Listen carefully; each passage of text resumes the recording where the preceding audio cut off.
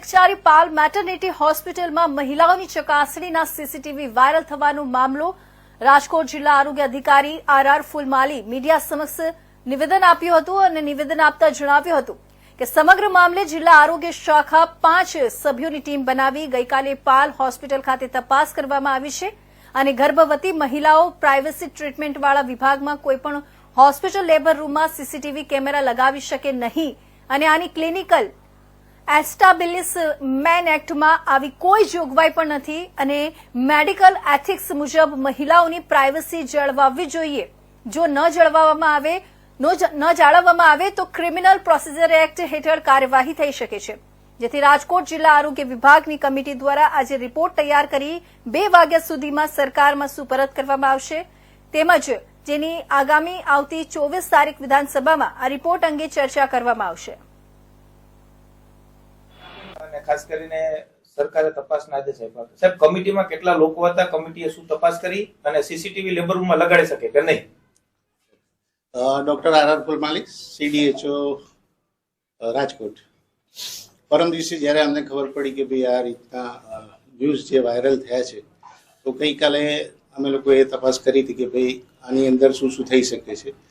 તો માનનીય DDO સાહેબ, માનનીય કલેક્ટર સાહેબ જોડે બી મુલાકાત કરી, આગળ કઈ રીતે ઇવન સ્ટેટ લેવલે બી વાત કરી કે ભાઈ અમે આમાં કઈ રીતે આગળ વધી શકાય, બધાનો સાથની સાથે જ આગળ વધવું પડે.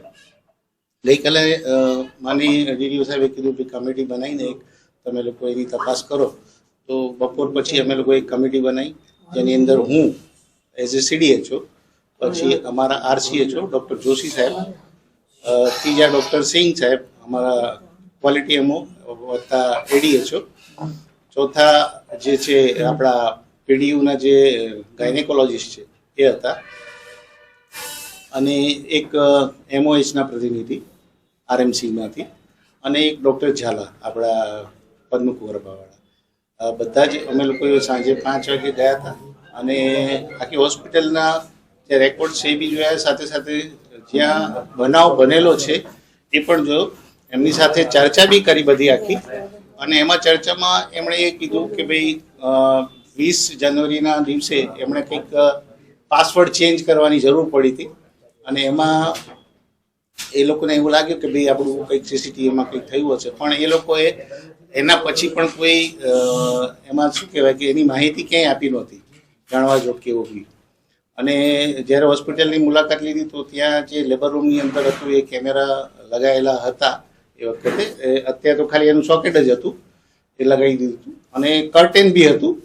પણ એમાં એવું છે કે જે સપોઝ એ લોકો એવું કીધું કે ભાઈ જે એક પેશન્ટ હોય તો એ પ્રાઇવસી જળવાય છે એવું કરીને એ લોકો પ્રોસિજર કરતા હતા.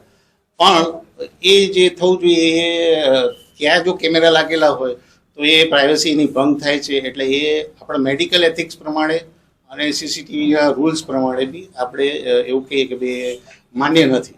સર, આવું કોઈ ભૂલ કરે, આ જે નિયમ ભૂલ કરે તો એમની સામે શું કાર્યવાહી?